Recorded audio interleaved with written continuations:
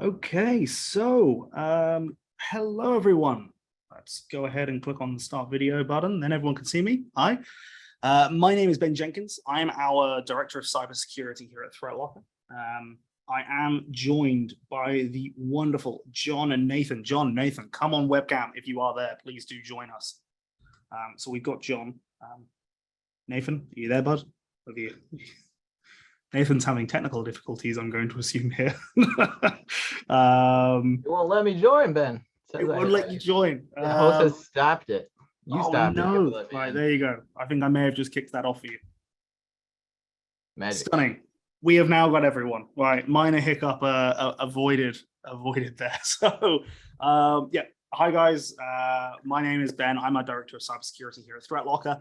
Obviously, if this is your first time joining a ThreatLocker webinar, for some context, we're a global cybersecurity company, essentially providing enterprise level cybersecurity tools to help improve the security of your endpoints.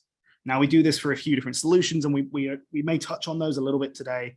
That's our application Allowlisting, ring-fencing, storage control, privilege access management, which is elevation control, as well as our network access control. By using all of these, we're helping to essentially make businesses out there, enterprises, MSPs, anyone who uses a computer, we're enabling them to be more secure. Now, today, obviously, you guys have joined because you want to tune into the expert's guide to how to harden your Windows servers. And we're going to take a deep dive into the solutions that actually help businesses to protect their servers, provide tips, best practice, etc., to really help you streamline your cybersecurity efforts. While we're at it, hopefully we're going to debunk a couple of cybersecurity myths as well there. Now, obviously, be sure to stick around to the end. ThreatLocker will be giving away 3 complimentary tickets to Zero Trust World 2023, which is going to be held here in Orlando. Yeah, don't get fooled by the accent. I am based out of Orlando at this minute in time. So we held down here in Orlando, and it's actually the Omni. So it's a really, really nice place to go to, and it's around the corner from Disney. So you know, bring the kids, come down to Disney. It's great fun. Now, before we do get started, a couple of things that I just wanted to bring up. Guys, if you have Q&As, if you have any questions at all, please throw them into our Q&A section.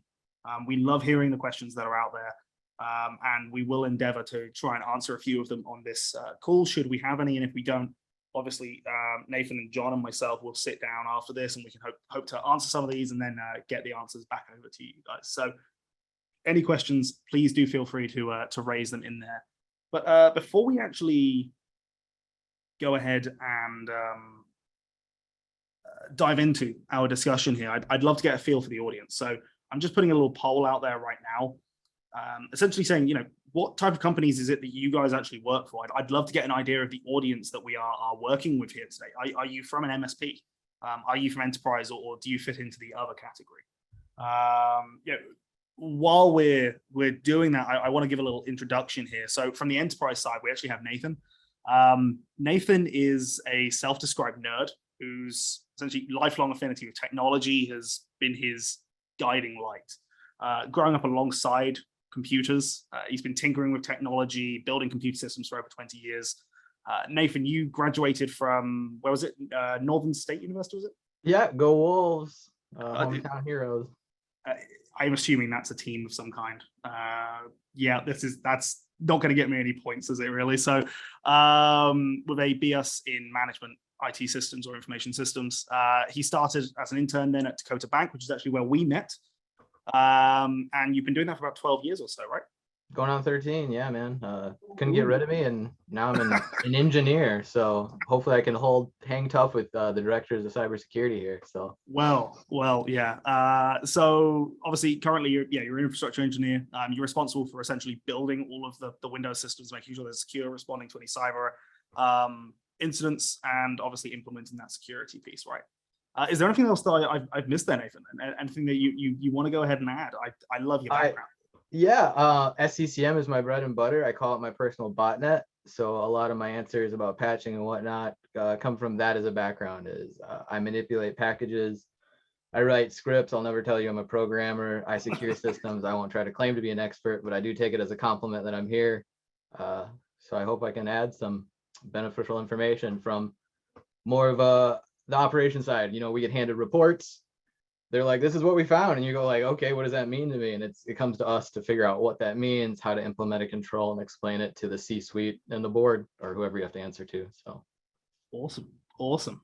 And then over on the MSP side, we have John. And John, I'm gonna completely mess your surname up. John Petrozzelli? That's right. Perfect.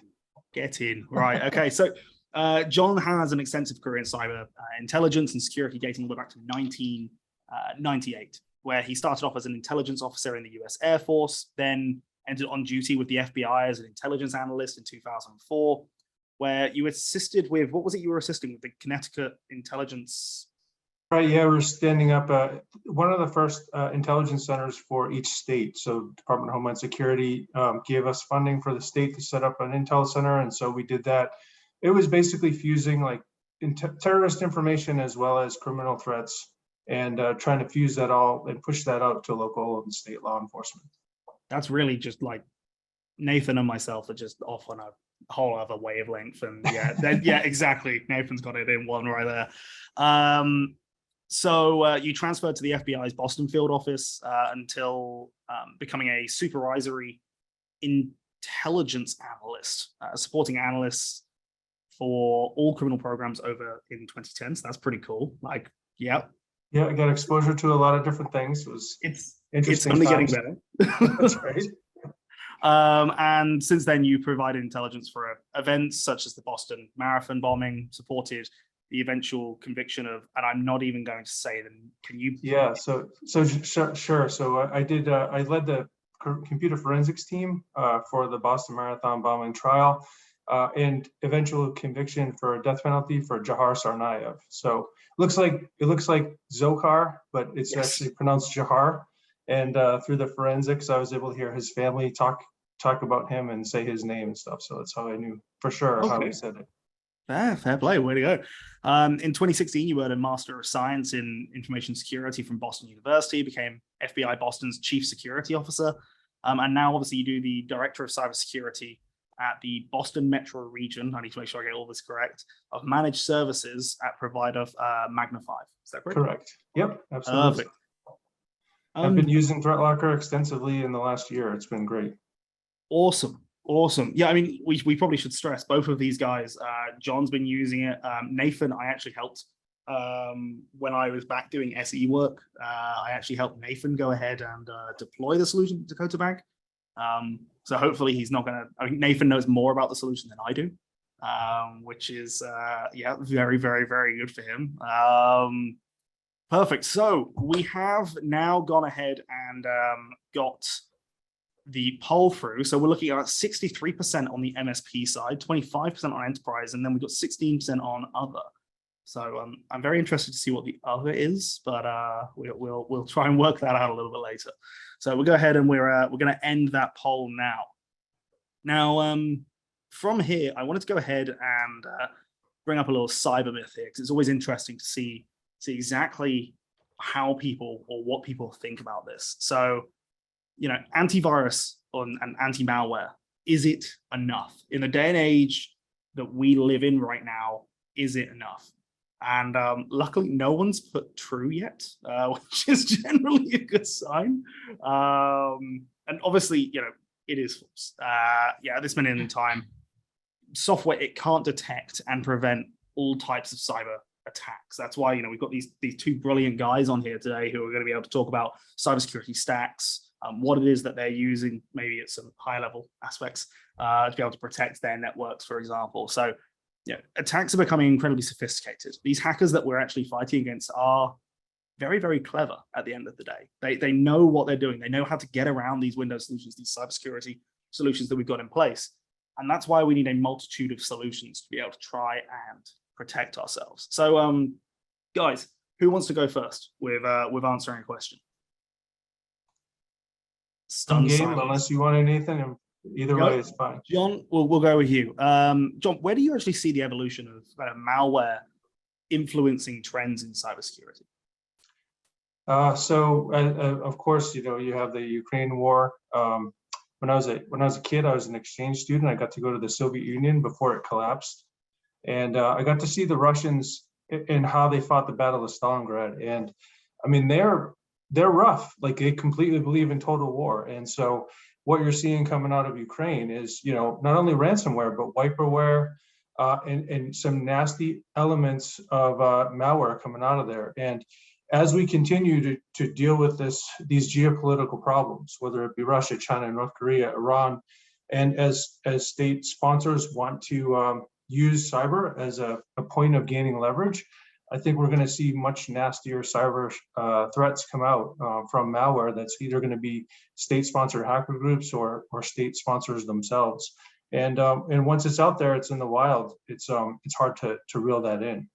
100%. I actually, you mentioned the wiper virus there. It was on the day that Russia actually started to invade Ukraine. There was a wiper virus going through all of the Ukrainian systems, essentially wiping servers. And the great thing here, and I like to give props where props is due. Microsoft picked it up within about 4 hours, which is generally pretty good. I'm actually, well done, Microsoft. Round of applause to you. You did really well there. There is still the inherent issue that it was 4 hours that it was running for, that there was this thing running through and wreaking havoc. But I totally agree. I think we're going to see a huge shift, especially, and we have seen that with the Russian invasion of Ukraine. We are going to see this huge shift of warfare is definitely changing. Nathan, I mean, what would you say are some of the biggest threats that are out there right now for businesses? From our point of view, obviously state actors, it's not if they could hack you, it's when. It would be only a matter of how much effort they want to put into you. So keep the alphabet soup away from you. And then for us, it's the malware that's going to crypto you. I think we're seeing a cycle where REvil and these other organizations are going to actually be doing malware as a service, and they're going to be hitting you to exploit your crypto insurance. And I think it's going to be a game of how quickly can they compromise your data and get you to pay out. And then I think they're going to likely, we've seen attacks attacking the cyber insurers themselves. Get the little black book. They can fund a lot of terrorism through just, compromising and cryptoing you out and making you pay. I think that's where they see it. And then fileless malware is going to be huge as we go into the future, just because you can circumvent so much. Like you said, that wiper, I think, was using built-in tools, which is a topic we're going to hit on too. So it's less of them going to make a worm and more of them wanting to expose what you have open for them. Yes, you got to keep running faster than everyone else. Yeah, and I think that's it. Sadly, often it's that video from National Geographic where you got all the antelopes kind of running away from the lion. It's who is the closest behind, who is the easiest target? Because let's be realistic here. The threat actors are always going to go after the easiest target. They're going to go after the person that they have to work less hard to be able to get, because, well, why wouldn't you, right? Why would you waste resources if you didn't need to go down that route? John, obviously, from an MSP standpoint, why is it that you think that end users need to start investing in their cybersecurity platform?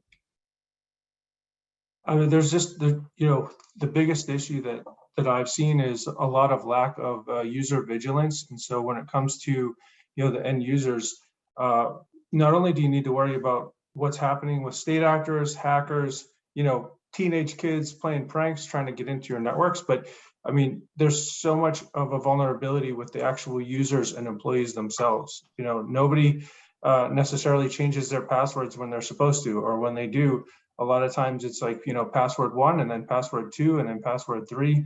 And so, vigilance is a major threat, essentially. And so as a result, people are really going to have to not only be worried about 0-day vulnerabilities, but really, user activity, and then also end-day vulnerabilities, which are like those vulnerabilities where we already know they're a vulnerability, just no one's patched them. So, those are the types of things out there that people are really going to need to try to step up and take care of. I think we're going to touch on a few kind of cool vulnerabilities a little bit later. Felina, the exchange vulnerability, that kind of stuff. So Yeah, that's going to be pretty interesting. Nathan, like from an enterprise standpoint, and even not just enterprise, this would work for anyone who has Windows machines. How is it that you're hardening your Windows servers?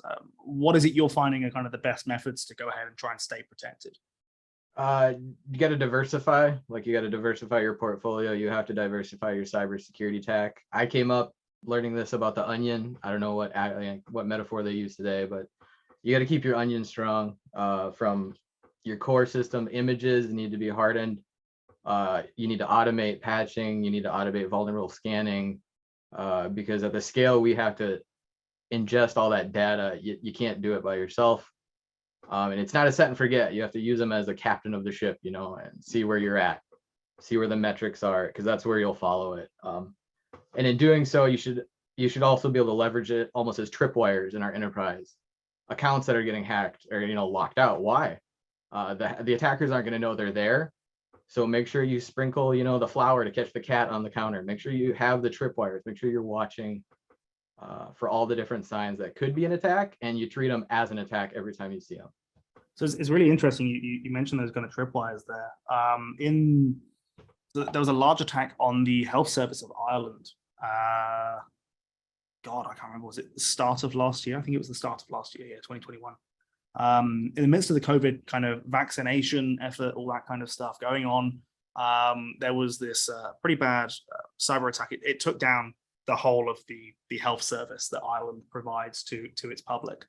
And it's really interesting. The HSE, the Irish Health Service Establishment, I have no idea what it stands for, went ahead and actually released a report, and they showed that essentially the threat actors were in the network for about 60 days beforehand, having a look, seeing what they could do. And the reason the HSE realized there was an attack imminent, is they saw some really, really funky stuff going on their domain controller. So that's exactly what you're saying there. Make sure you have that analysis. Make sure you're constantly keeping an eye out. Is this normal? You've got those tripwires in this. That is what they had.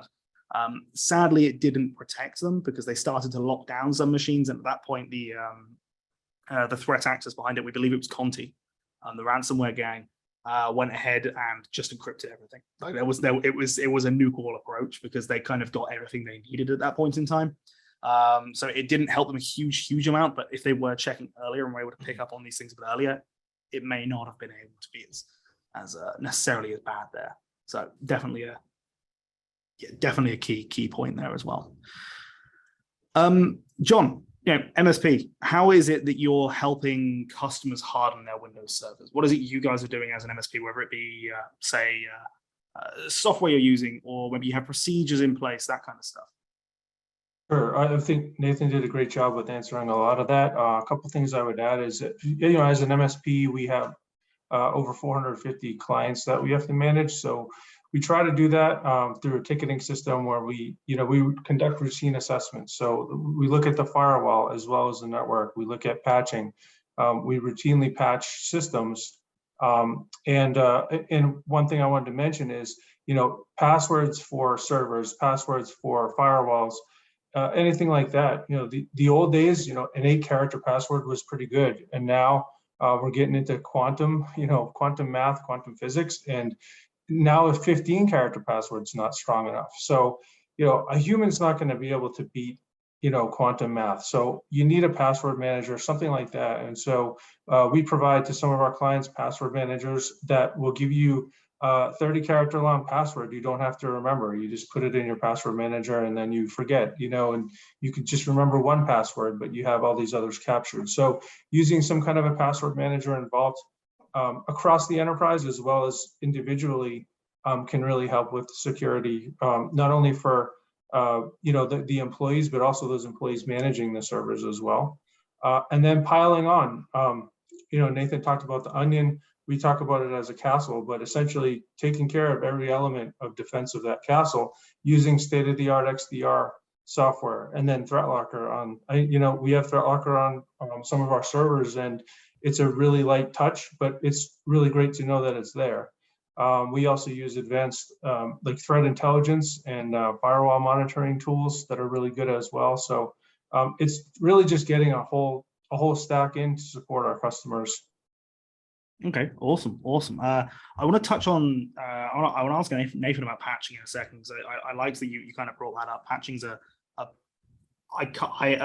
a previous life I worked with RMM quite closely, so patching is a big thing for me. But actually, I've just had I've had a couple of Q&As come through. What password managers do you guys recommend? We use the Dacotah is pretty good. Personally, there's some open password ones that have been vetted that I use myself.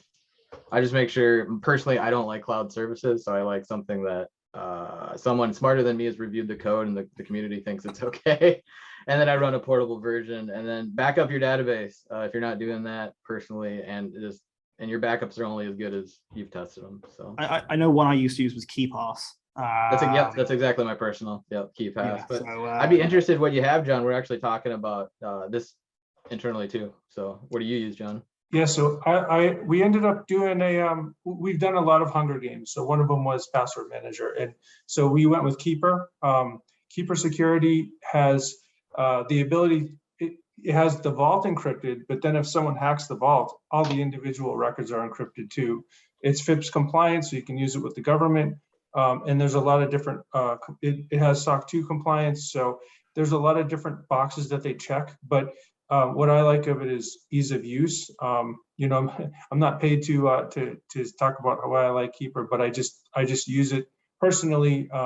It's real helpful when I'm trying to get my parents' passwords because I now manage those. So my 70 and 80-year-old parents, they have a tendency to write that stuff down. So now I can manage it for them. So, really, I believe in the product that, we use it as an MSP as well as some of us use it personally. And you promise you're not getting paid to? I'm not. Not at all. Nope. They wouldn't even know that I was talking about it on here. Yeah. How safe is a password manager to use, guys? How safe do you find this to be able to utilize? Nathan, do you want to go first? I mean, it's safe as the cipher you can do it, and John hit on it. It's as safe as we can run across. NVIDIA GPUs are crunching numbers hella fast right now. And we're just essentially trying to stay ahead of it, right? Like if at any given time, if you have enough resources, you theoretically could brute force it. So it's as safe as you can make it safe, and then as you could use it. And if you can't get users to buy in, that's the other thing, is you could present that on a pillow, and if they still write it down. But it's definitely safer than having users write things on notepads, right? Yeah. Yeah. Right. Awesome. So just let's jump forwards again, Nathan. I wanted to ask you about patching. How do you feel about patching? Obviously, hopefully I love and hate it.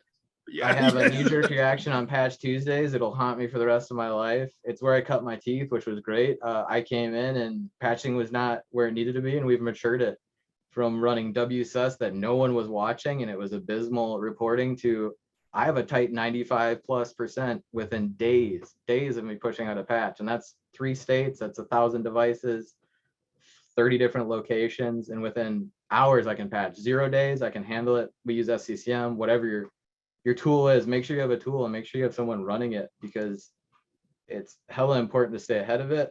You have to be able to respond to 0 days. At reporting, we get audited 3 times a year by several different Fed and state organizations, and they're always looking for patching, so you have to prove that you've done it. But look to automate it too. With a few clicks of buttons, I'm patching almost my entire organization. We have a test ring, and then we have automatically roll into production, and 60, like a majority of my servers are auto patch too. So get the buy-in from your team and automate it when you can, because that's the only way.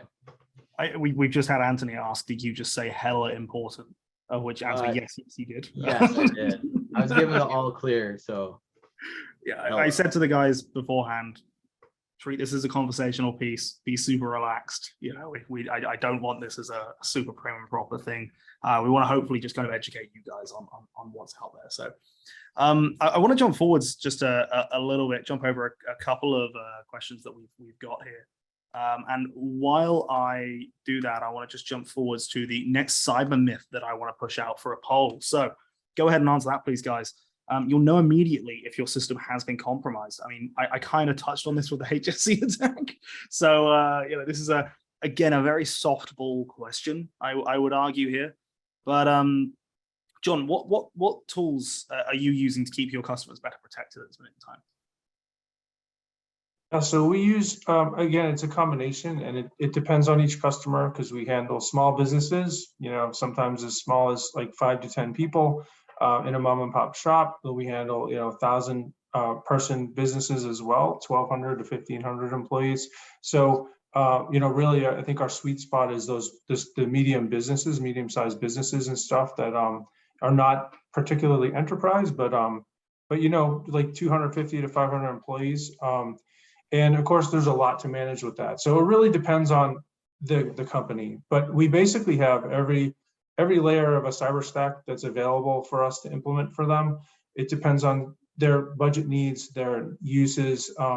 And so, definitely what I would recommend is whoever you are, whatever company you are, you got to get a state-of-the-art XDR.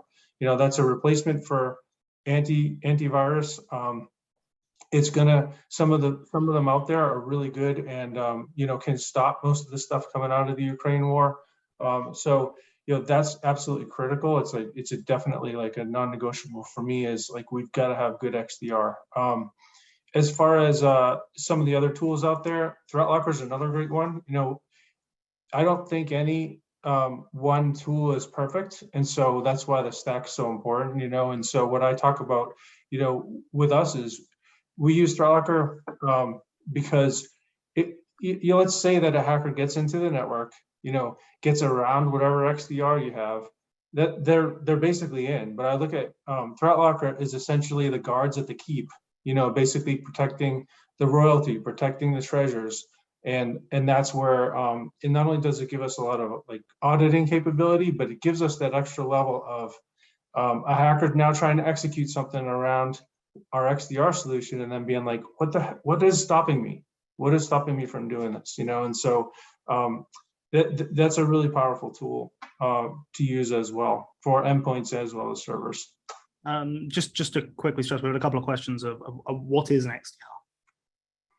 XDR is like extended detection and response. So it's not only doing like your regular traditional antivirus, the traditional antivirus would look at a hash, which would be a file having a hash, which is essentially like its social security number. So whenever a file is generated, it comes with a hash, usually an MD5 hash, or I'm sorry, I'm a computer forensics geek, so I'll try not to go too in depth there. But essentially, every file has a social security number hash, hash value.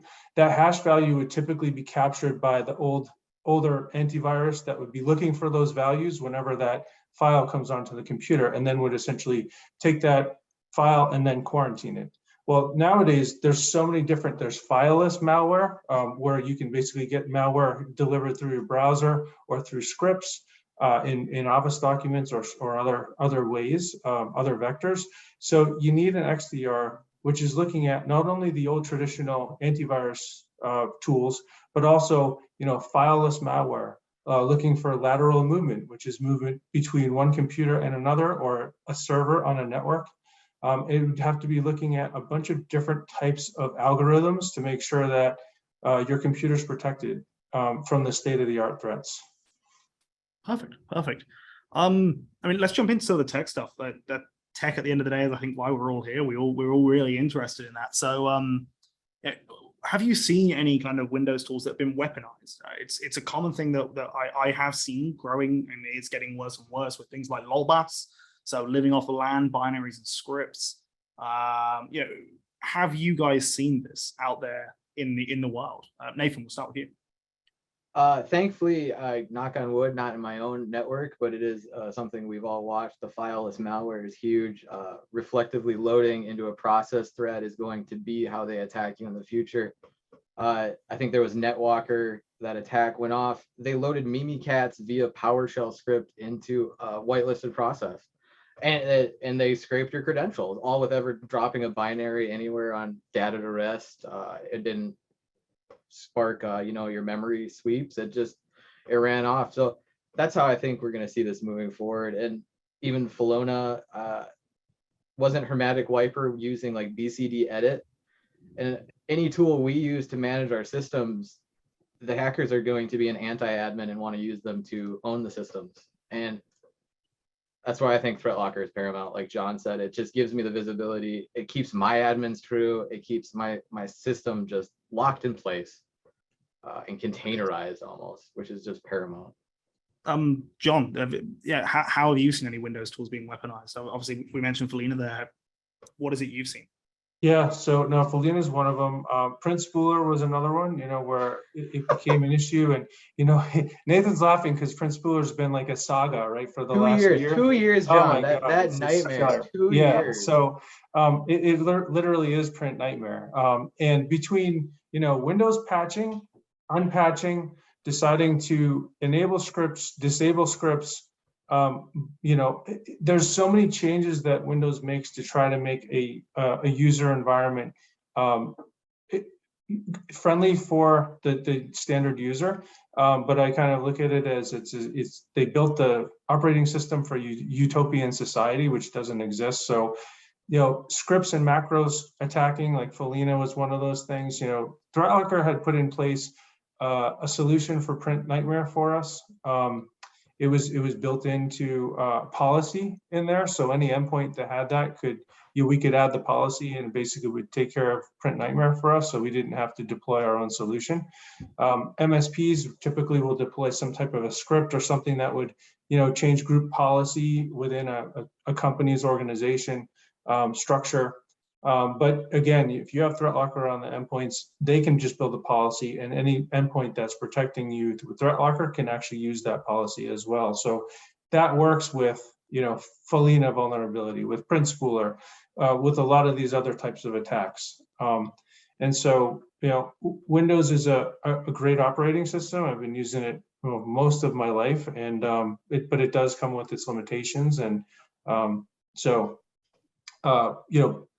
there's a lot of that fileless malware, again, is another way, ThreatLocker helps, and they're gonna go a little bit towards being the cyber geek again, or the forensics geek, but there's a lot of auditing that can be done in ThreatLocker. So you can look at not only the MD5 hash, like the social security number I talked about, but you can also look at the path that the process started from, and you can look at the process itself, and you can look at whether that process has a certificate that's validated by a vendor. So there's a ton of visibility you have. And so that's where, that really helps when you're looking at Windows processes. Because like Nathan said, a lot of this malware can take what would be a legitimate process and morph it into something for illegitimate purposes. Yeah, so actually, like touching on that, one thing that we saw, I think it was with a partner of ours early this year or late last year. Was actually the exchange vulnerability. I forget when the timing of this was. If you guys know when it was, please do throw it in the chat or the Q&A, and I will correct myself. But we had a partner actually bring something up to us. They said, in the audit log that John, you were just talking about, they saw a script or a batch script being blocked there, and it was in the startup, but it was called SS start. So that was instantly a little bit odd. So our cyber heroes went through and they had a little look at it and uploaded it into VirusTotal. Now, for those who are unaware here, VirusTotal is essentially a tool to be able to tell if a file is good or bad, or if, let me rephrase that, that's kind of wrong, tests it against other AV tools and whether or not they think it's good or bad. Doesn't mean it is good or bad, it just means whether or not it's a known threat. But it's a great starting ground. It's a very, very good tool, and it's a great starting ground to understand if something is good or bad. Now, they put this file into VirusTotal and it came back with, well, nothing. So instantly, that's a little bit odd.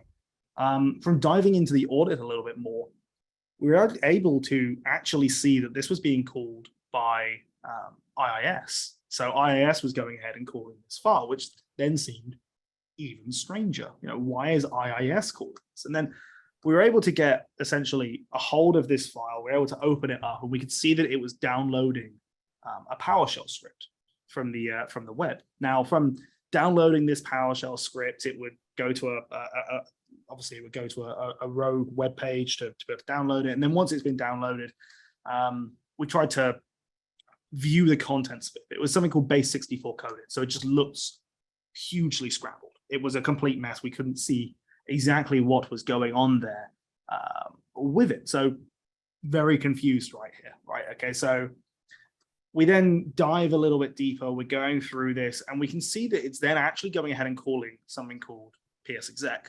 Now, PSExec is a great tool. It's also a horrific tool at the same time.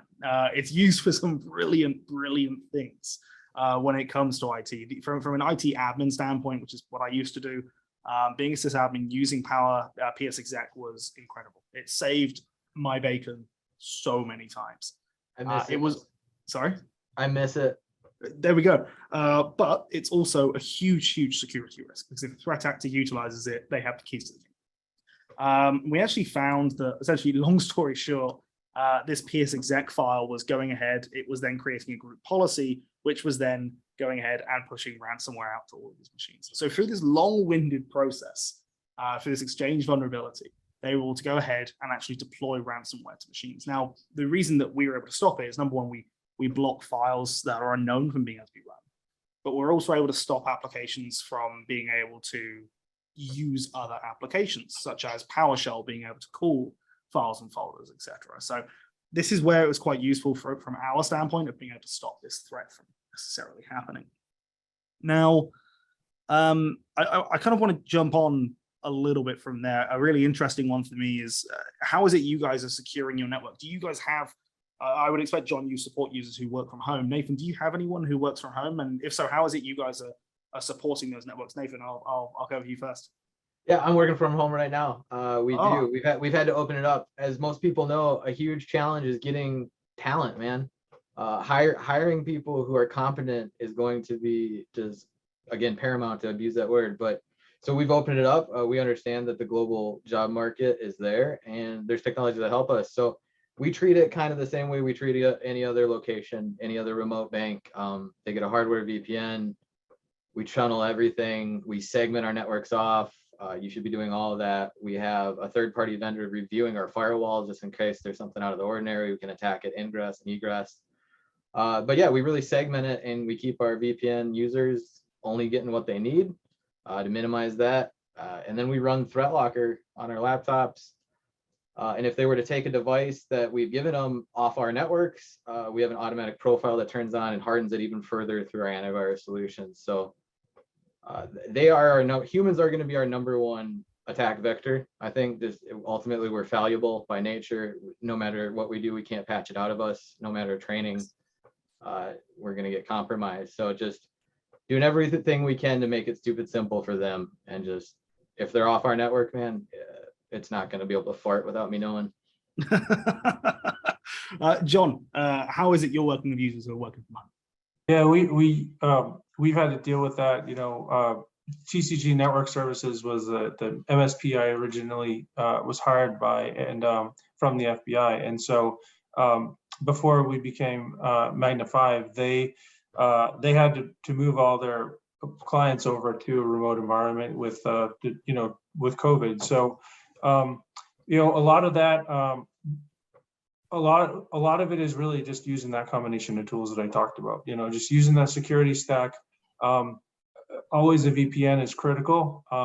MFA, or multi-factor authentication with your VPN is critical. A lot of cyber insurance policies now require that for a VPN as well. So it's something that's really important. And then making sure your home systems are patched too. You know, I was just talking to our team about ARIS. So ARIS modems and routers. There was just a vulnerability that came out today that said hackers could remote into those and basically steal everything to do with those modems and routers. So again, now we don't just have our traditional firewall which is our gateway to the network. Now we've got all these home markers, either for our companies or ourselves, and really just, ThreatLocker is very helpful with that too, because it's got the network access control, and you can monitor what your employees are doing in a nice way. Not saying that, like, because everybody's using a work computer or should be. If there's an issue and we see something that doesn't look quite right, and the FBI just came out with this warning about people creating deep fakes to get through interviews to penetrate MSPs or other companies. You can use this for insider threat stuff too. So you can audit user activity if you needed to. If you think there's a problem, you can look at what Word documents they're opening. You can look at what Office documents or any type of files that they're using. on a given day. And again, it's not to violate the employee's privacy, but it's just to make sure that a new employee that you have coming on remotely is doing what they should be remotely. So, that again, that's a good way to use that for ThreatLocker in remote environments too. We actually had a question from Dwayne about, can you talk about the benefit of using network access control to protect your network? I mean, you've kind of answered it there, which is obviously pretty cool. I think, from there, just for a definition, so that you guys are aware, network access control is one of our new products we've released. Long story short, it allows you to block all inbound access to machines. So it's great for being able to provide, say, remote access. Maybe you need to host some RDS servers remotely, but you don't want to have to open it up based on certain geolocations or IP addresses, which could be changing if people are working from home because they have dynamics. That can all get very messy, and it can be a bit of an overhead from a management perspective. Or maybe you want to lock down a file service that can only be accessed over specific ports. Now, this is where network access control can come in, because it can actually you can lock access down based on a port basis, only accessible from a machine that has the ThreatLocker agent installed upon, for example. So you're now taking the deny by default approach of application allow listing, saying this can run, everything else is blocked, and you can now apply it to a network traffic standpoint as well, and say everything is blocked from accessing my server unless it's coming from X machine through export. So it's a great way to be able to secure your network further. Perfect. So obviously, guys, we have about 15 minutes left, and I don't want to eat into a huge amount more of your time. So I've got 2 more questions for you guys. As ThreatLocker partners, I'd be remiss if I didn't ask this. You're both using Allowlisting, you're both using RIngfencing. Is this a vital part of your cybersecurity? Do you view it as a base level must-have? Is it an addition standpoint? How is it that you guys kind of view this inside of your network? I think it's a baseline must-have, RIngfencing. For the simple fact is, even if you just turn on the built-ins that you guys provide that take out the PowerShell interactions and take out the service interactions and take out the cert utility actions and those things that they want to use for the lateral movements, if they can get in, is leaps and bounds. And even if that's all you do, that's so much better than not doing it, that I think it's just a baseline. You have to do it. Firsthand, going further than that, maturing it, it gets fun. And you're going to see a lot of interactions. That unified audit, I live in it. And it makes a lot of sense, and it makes it easy. And that's almost where that automation key comes in too, is ThreatLocker reliably does allow me to automate some of that process, the onboarding, and it works. And I get no reimbursement from this or whatnot. It works better than other solutions that I've tried to implement. I've tried to do Allowlisting with other things, and I couldn't get it over the hump. I couldn't get the buy-in from the team. I couldn't get it to do what I need to do intelligently so I can take a vacation. ThreatLocker we deployed within a few months, and it was crazy to see that speed. And it's because it does actually do the auto magical thing. And I know we hear that all the time, but it does. And RIngfencing really does work. We use it to lock down my admins out of my servers. They can't browse internet on my servers, and that's where I use it to keep my admins honest, man. They shouldn't be out there on the internet. Simple. So baseline, get it if you aren't. Or review it at least. I think you'll let people review it. It's worth the shot, and it's quick. Yeah, I would say one element we haven't really talked about yet was, like, I use it a lot for incident response. So if we have a client who doesn't have it in place, right, and they're dealing with the XDR, and the XDR catches something, but sometimes someone might click on a pop-up in a browser, and a script will pop up saying, hey, you have a virus on your computer. Well, that employee of that company freaks out and is like, oh my God, my computer's compromised, and so ThreatLocker is a way that I am able to bring calm to that discussion, because what I'll do is just talk to the client about, hey, can I throw this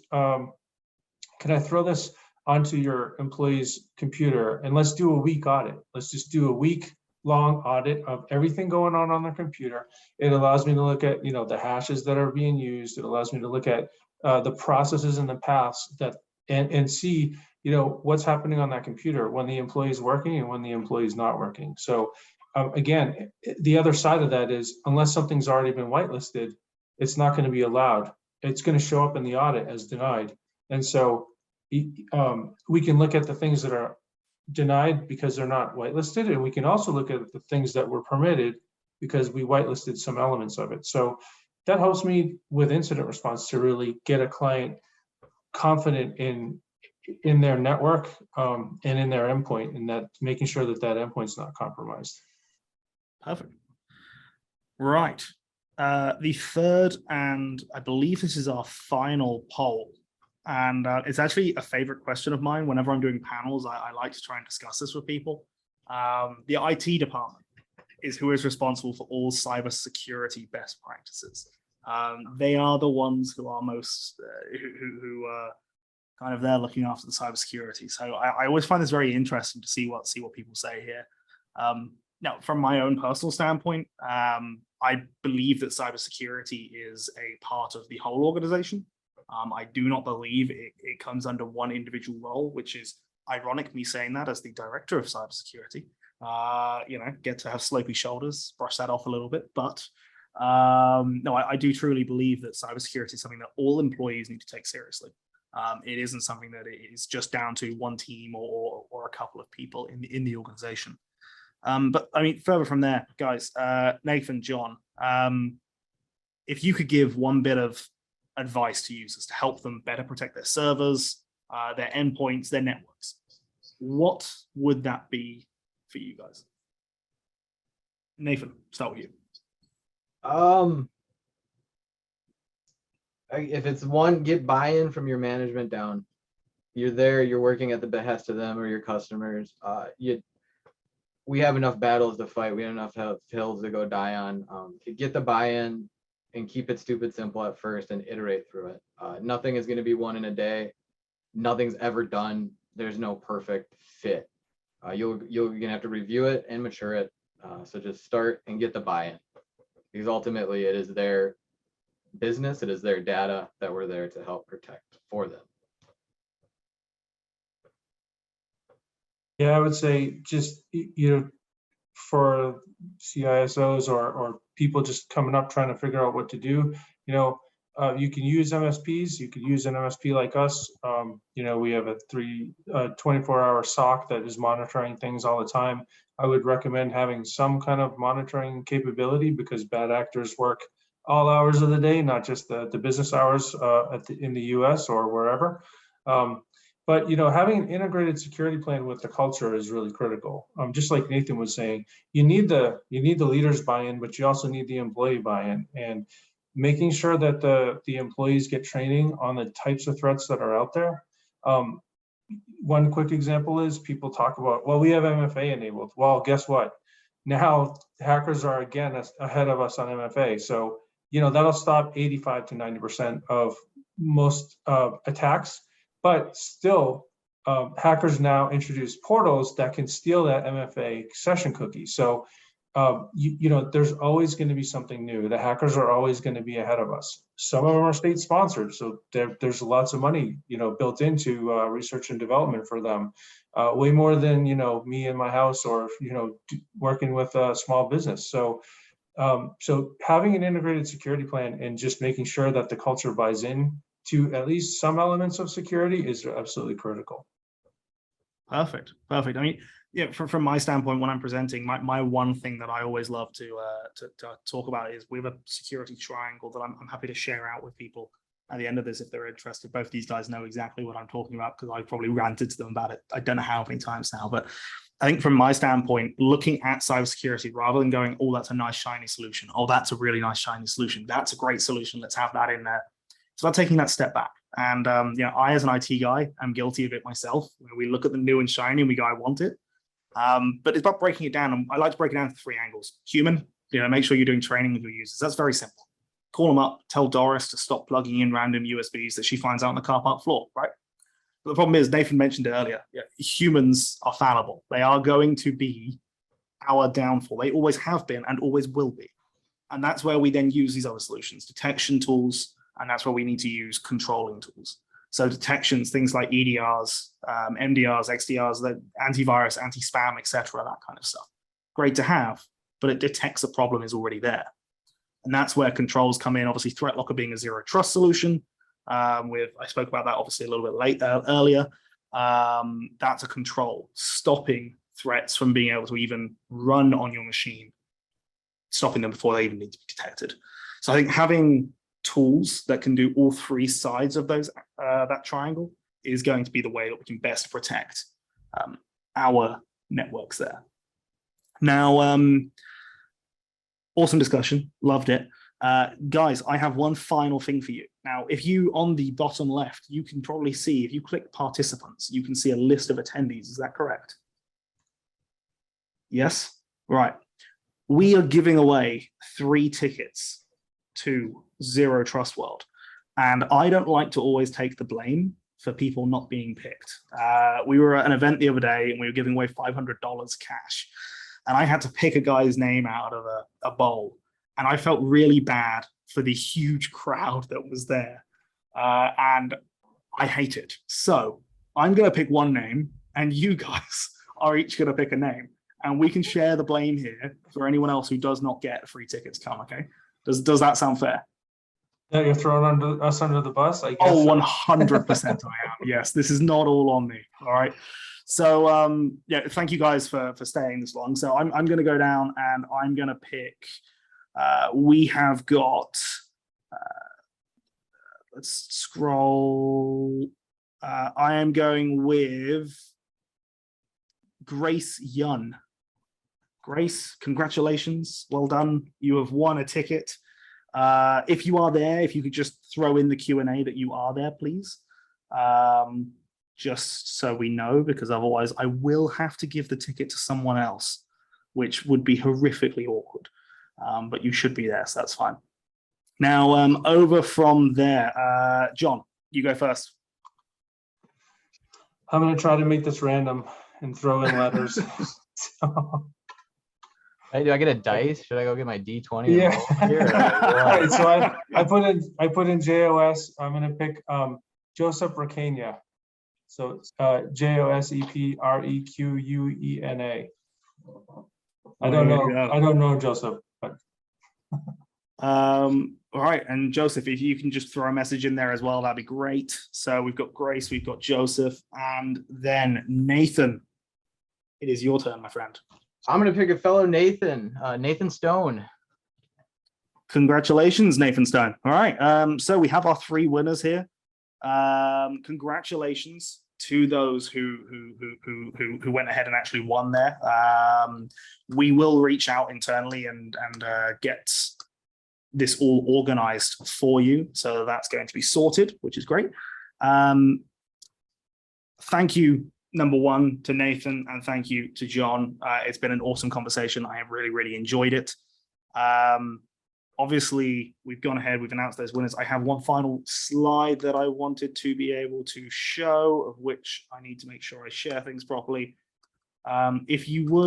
If anyone here would like to learn a bit more about ThreatLocker, please do feel free to scan that QR code there.